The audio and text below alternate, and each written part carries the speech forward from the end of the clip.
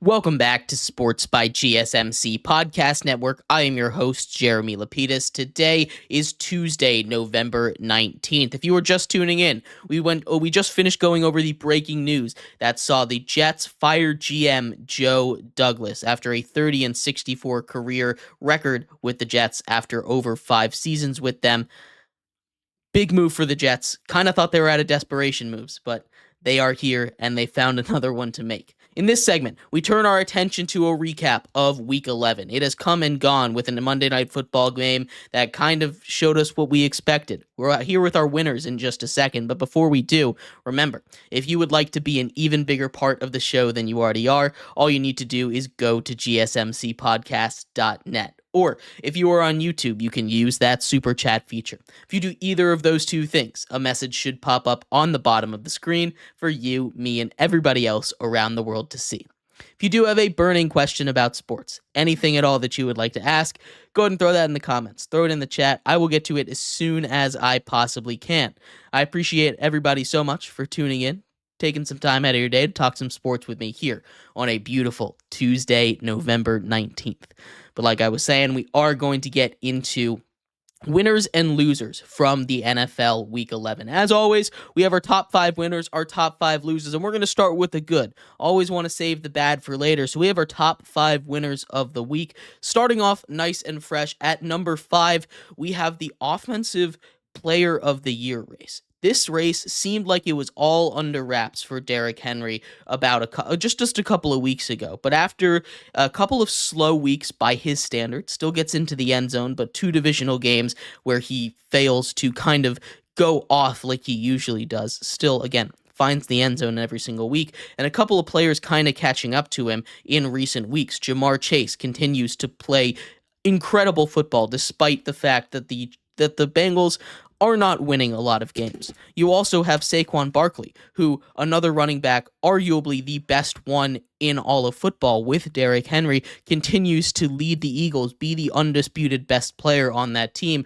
the one that has led them to now 6 straight victories in Saquon Barkley. This Offensive Player of the Year race is going to come down to the wire, and I cannot wait to see what happens. It only continues to heat up. Another incredible performance by the 2 trailers, and they're getting closer to Derrick Henry. This should be a fun race. I still think Derrick Henry has a slight lead, but don't sleep on Chase or Saquon. Both of them coming right behind him. They're right around the corner.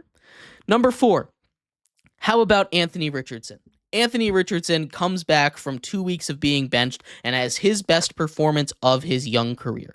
Just his 11th game starting in the NFL. He's still a young player, and he seems to have learned all the right lessons from being benched. The Colts were very vague with the media when they were talking about why he was being benched, but when they came out and they said why he was being benched, what they were looking for him more off the field than on the field as far as the main reasons, and you see he's really turned the corner. Reports out of the Colts organization in Indianapolis are that he's coming to the field. He's coming to work at 5:30 earlier than everybody else, seeking out protections, learning stuff, becoming the leader that you need to be as an NFL quarterback. That's the kind of stuff that's very important for a young quarterback like Anthony Richardson to learn. He's still one of the youngest quarterbacks in all of the NFL right now. He's still learning, he's still growing, and he still hasn't even played 15, 16 games in his career.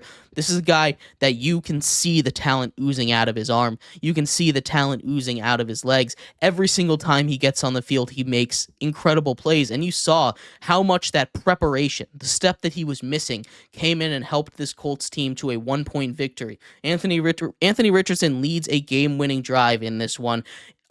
Does a lot better when dealing with the blitz, able to pick up protections, able to find receivers, was a lot more accurate than he has been in the past, and a lot of that has to do with preparation. Props to the Colts organization for making that decision. I'm sure it wasn't supposed to go as badly as it did, or kind of supposed to go this exact same way. I still don't believe that everything they're saying to us is the exact reason. I think a lot of the reason why he came back now is because the Colts kind of sucked with Joe Flacco in there. But regardless, Anthony Richardson came back in a huge way. He played incredible football against a still really good Jets defense, and he is the number 4 winner of this week. At number 3, It's simply the Lions. This is the most efficient offense I have ever watched, maybe the best single-game offensive performance from a whole team that I have ever seen. 7 drives, 7 touchdowns to open it up, then they go to the backups. They absolutely demolished Jacksonville. They have the running back duo to destroy them, and whenever you have time, Jared Goff will dissect you. He is incredible. He is incredibly accurate. That's his thing. When he doesn't have the time in the pocket, he's going to be a little bit of it. It's going to be a little bit of an issue. We saw that against the Texans when they were able to get pressure on him. But when he has a clean pocket, he might be the best at dissecting the defense. And that team is unbelievably efficient. I've said it before. I'll say it again. They just score like nobody's business. You give them the ball, they'll get in the next 10 plays, in the next 5 minutes, most of the time. That's the most efficient offense, and everything is running at 110% right now in Detroit. They're our number 3 winners of the week. Number 2. Bo Nix. How about the Broncos? 38-6, a massive win against the Atlanta Falcons for them. But Bo Nix has casually seen himself rise in that offensive rookie of the year race. We talked just earlier in this segment about the offensive player of the year, but the offensive rookie of the year race kind of had been a foregone conclusion for the last couple weeks, with Jaden Daniels showing up out of nowhere and playing like a top 10 quarterback. Bo Nix has continued to just get better in every single game. And I've been on the record here for a long time talking about how I'm not a big fan of Bo Nix. But he's continuing to make plays that he needs to make, and he's getting more comfortable in the offense. Sean Payton made a great decision with that pick, and I was wrong about that one. He's a really good quarterback. Do I think he deserves to be the offensive rookie of the year? I don't think he's there yet. String a couple more of those performances together, see Jaden Daniels continue to slip a little bit, maybe we can start to have that conversation, but I do think for sure he has moved into second place in that conversation. You can at least start to talk about maybe there's a little bit of some friction there for the offensive rookie of the year. And of course, that leads us to number 1.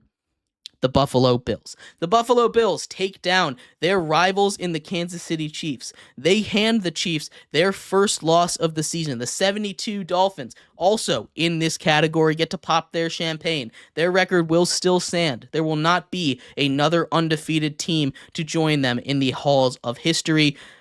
They stand alone once again. The Chiefs were a team that, if you look at the rest of that schedule, if they didn't lose this game to the Buffalo Bills, there was not another team that I think would give them a scare until maybe the Texans about week 15. This was a team that had a real shot of going undefeated. You can talk about their flaws. You can talk about it, but the Bills came out there. They knew what they needed to do. The Bills against the Chiefs in the regular season, in general, have been the better matchup. 4-1 in the regular season against them. Now, obviously, we know their woes. We know their issues when it comes to the postseason. They haven't been able to clear that hurdle quite yet, but at least in the regular season, the Bills own that matchup, and that's something they can hang their hats on. They have something. Josh Allen continues to prove why he is an MVP candidate, MVP frontrunner in my mind. There is a lot of conversations to have around Buffalo. Maybe this is their year. They're a very talented team over there, and it's going to be really interesting coming down the stretch here, especially when we get towards playoff time. With that win, they're still in it for the number 1 overall seed in the AFC, and that bye and home field advantage to the playoffs, which would be huge. You obviously don't want to go through Arrowhead if you're the Bills, and you don't want to go through Buffalo if you're any team, right? Should be a lot of fun down the stretch of the season. The Bills are the number 1 winner of the week. We have our losers, our top 5 losers coming up, but we're going to take a quick break before that. Stick around. Here are our top 5 losers coming up next here on Sports by GSMC Podcast Network. Welcome back to Sports by GSMC Podcast Network. I am your host, Jeremy Lapidus. If you are just tuning in, we just finished going over the winners from another crazy week in the NFL, Week 11. In this segment, we finish up our winners and losers going over the losers side of things. But before we get into that, remember, if you would like to be an even bigger part of the show than you already are, all you need to do is go to gsmcpodcast.net. Or if you are on YouTube, you can use that super chat feature. If you do either of those two things, a message should pop up on the bottom of the screen for you, me, and everybody else around the world to see. If you do have a burning question about sports, anything at all that you would like to ask, go ahead and throw that in the comments. Throw it in the chat. I will get to it as soon as I possibly can. Andre says, I didn't think they'd look even better without Diggs. We'll get to the Cowboys game in a second, actually, in this segment. So I appreciate you bringing that up. But yeah, appreciate everybody so much for sticking around, talking some sports with me here on a beautiful Tuesday, November 19th. But like I was saying, we are going to get into our losers. We just went over the 5 biggest winners of the week. On to the 5 biggest losers. There's a lot of teams on here that could be considered big losers. It was tough to rank them. But starting off at number 5, we're just going to go with the Cleveland Browns. This was a team that, going into the Superdome now, going against a team that fired their head coach, had lost 7 in a row before beating up on a division opponent. They come in there and they just look flat. The Browns' defense especially, it was super disappointing against a Saints team that hasn't really been able to get anything going. Myles Garrett didn't record a lick on the stat sheet, didn't get a tackle, didn't get a sack, nothing for him defensively. He is a guy that needs to be playing great football if this team wants to win, and the Browns, everything again just seems to be going wrong with them. A loss to the Saints is just not a good look for this team, and they desperately need to turn it around. Our number 4 loser, it's Daniel Jones. We talked about it yesterday when he was officially benched, but Daniel Jones on a bye week. You're just supposed to take your time, relax. The writing was on the wall. He officially is out of New York. He is now the 3rd-string quarterback. They've, in fact, signed Tim Boyle to be a backup quarterback to the practice squad. He's quarterback 3. He might not even be the active. He might not even be on the active roster anymore. You have Tommy DeVito stepping in as starter. He just lost his last chance to be a starter in the NFL. I'm sure Daniel Jones will find a place to be a backup somewhere, but he's not going to start a game in the NFL for a very, very long time. Our number 3 loser of the week, it's the Cowboys. Like Andre said, the Texans looked really good. The Texans are a team that needed this one badly. The Cowboys are falling apart. Figuratively, literally, their stadium falling apart before the game. 2 tiles from the roof fall down, one on the field, one stays up in the rafters where they had to bolt it down for safety before the game started. This is a team that is falling apart right now. Injuries are tearing them apart in the locker room. They're not very happy. Cooper Rush they're sticking with him at quarterback. They're not moving on to Trey Lance, which is another decision that I kind of question. You have a guy in Trey Lance that is young. Maybe you should move on to him for a season that is lost at this point. You're not getting anything out of this year. You're not going to make the playoffs, especially with how top heavy the NFC really is right now. The Cowboys are completely broken as an organization.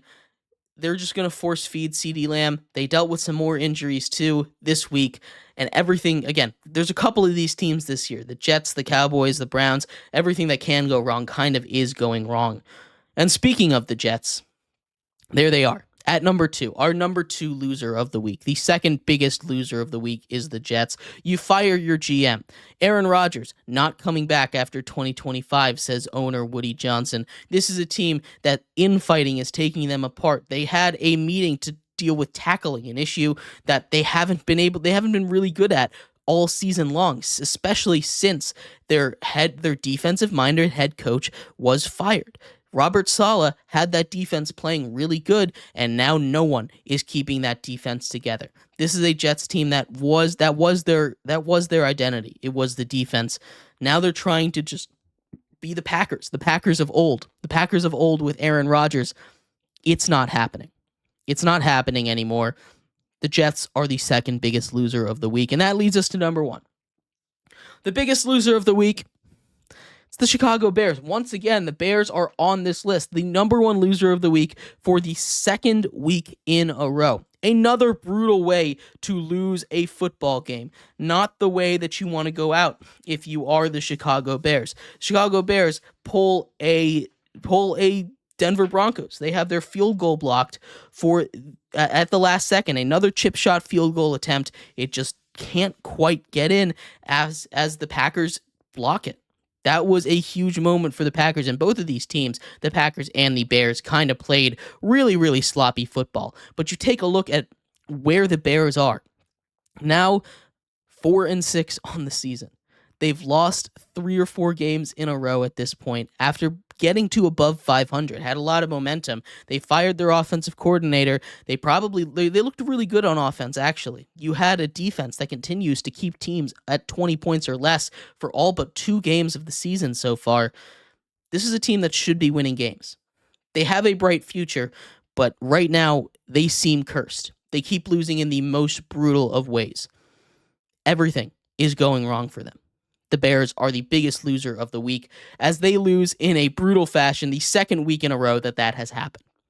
But let me know what you think. Who was the biggest winner? Who was the biggest loser? We're going to take a quick break here. When we come back, we start our NFL power rankings. We have all 32 teams to go over in a list, maybe a new number 1 as the Chiefs lose for the first time this season. We'll see what happens, but make sure you stick around. We'll be right back here on Sports by GSMC Podcast Network.